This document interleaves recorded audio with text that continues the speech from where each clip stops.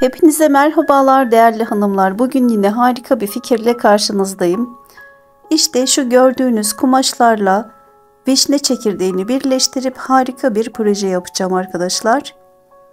Vişne çekirdeklerini komposto yaptıktan sonra atmadım. Güzelce yıkadım ve böyle kurutup hazırladım.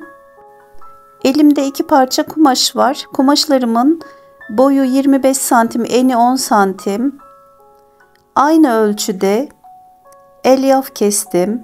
Metre işi elyaftan. Yine boyu ve eni aynı ölçüde kumaşımızla. Kumaşımızın ters tarafına elyafı koyuyorum.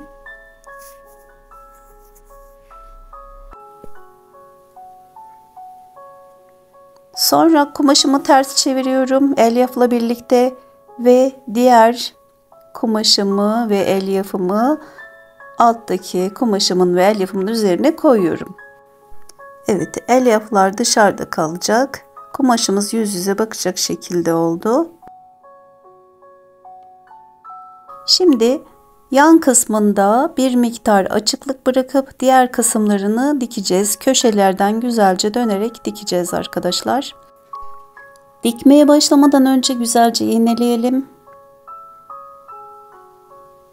Evet arkadaşlar, bu açık bırakacağım kısmın bir ucundan başlıyorum dikmeye. İleri geri yapıyorum ki ters çevirirken sökülmesin. Köşeden güzelce dönüyorum ve kısa kenarını dikiyorum. Şimdi uzun kenarını dikiyorum.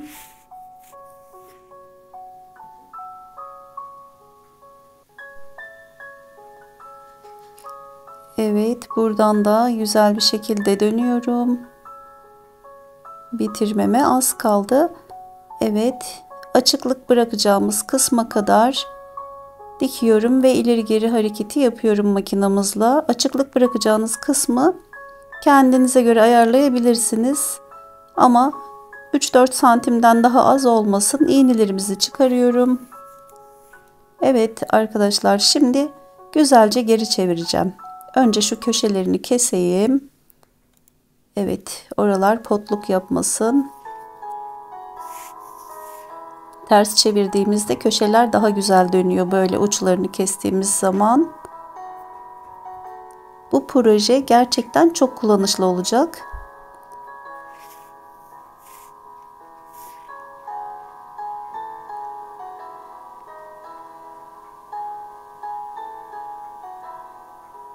Evet, uçlarını makasla iyice net çıkardıktan sonra vişne çekirdeklerimize gelecek sıra. Evet arkadaşlar, elime bir tane plastik huni aldım. Huniyi boşluktan içeriye koydum.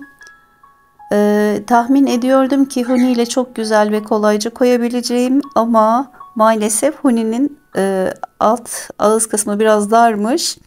O yüzden istediğim gibi olmadı ama bunu pirinçle de doldurabilirsiniz. O zaman huniyi çok rahat kullanabilirsiniz. Ve elimle doldurayım arkadaşlar. En güzeli kendi elinle yaptığındır demişler midir acaba atalarımız, bilmiyorum ama yani. Gerçi alet işler el övünür diye de bir atasözümüz var. Evet arkadaşlar, ben bu güzel vişne çekirdeklerimi hepsini doldurdum. Şimdi açıklık bıraktığım kısmı iğneyle güzelce dikiyorum. İğneyle böyle düzgün bir gizli dikiş yapmanın püf noktası da bir sağdan, bir soldan, bir sağdan, bir soldan alarak sıkıştırıyoruz, çekiyoruz ipimizi ve gizli dikiş oluyor o şekilde. Bu projeyi gösterirken şimdi ondan da bahsetmiş olalım kısaca. Evet, şu anda ipimizi koparacağız ve iğnemizin ucundan ipimizi 3 kez doluyoruz. İğnemizi çektikten sonra tekrar içeriye doğru batacağım iğneyle ve sonra keseceğim ipimi. Çünkü ipimiz dışarıda kalmasın. Böyle batıp herhangi bir yerinden çıktıktan sonra ipimizi kesiyoruz. Bir videoda bir sürü pratik fikir gösteriyorum arkadaşlar. Evet, harika bir şekilde bizim eskiden bir yastıkta kocayın dedikleri yastık gibi bir yastığımız oldu. Minik yastığımız. Bunu ne amaçla kullanacağız arkadaşlar? Biliyorsunuz ki çocuklarımız veya bizler laptop başında bayağı bir vakit geçiriyoruz. Mouse'u kullanırken de bileğimiz ağrımaya başlıyor uzun süre kullanımdan sonra. Bu gördüğünüz bir bilek yastığı arkadaşlar. Umarım bu fikir hoşunuza gitmiştir. Hoşunuza gittiyse beğenmeyi ve paylaşmayı, beni takip etmeyi unutmayın arkadaşlar. Hoşça kalın.